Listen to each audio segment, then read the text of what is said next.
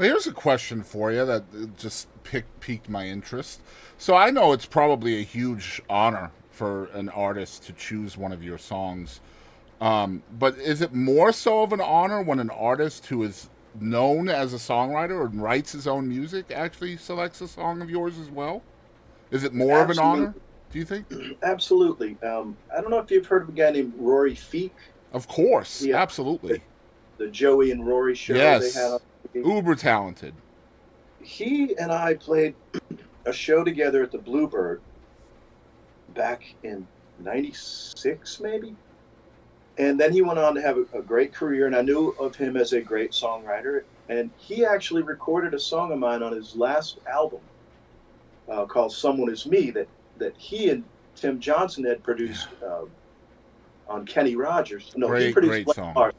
Sorry, thank you. He produced that with Tim Johnson on a guy named Blaine Larson who was on Right. RCA. But Kenny Rogers also recorded it. Gosh, But this story is great, man. so a few years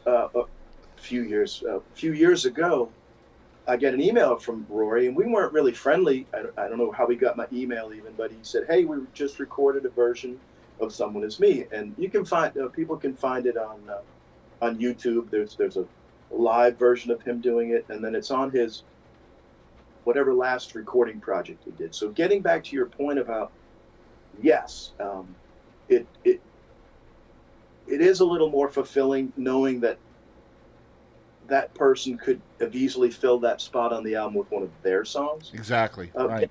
Dan Seals. I had two songs on a Dan Seals album back in '94, and Dan, of course, was a he wrote with Bob McDill. Hmm. Wrote All That Glitters Is Not Gold. He wrote so many great songs. That those two Dan Seals cuts are probably a couple of my favorites as far as the performance of them. Like I've had some real clunkers. Like I've gone to the label to hear someone's version of your song, and it's really not very good. But of course, you say, "Oh, I'm thankful, so thankful Hmm. for this. I appreciate it."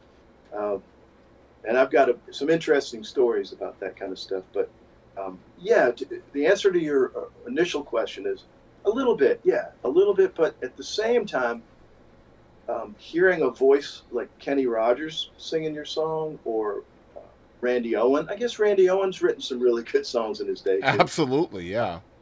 Reba McEntire, who's not necessarily known as a songwriter, but hearing those legendary voices coming out of the speakers with your songs, those are really rewarding moments too.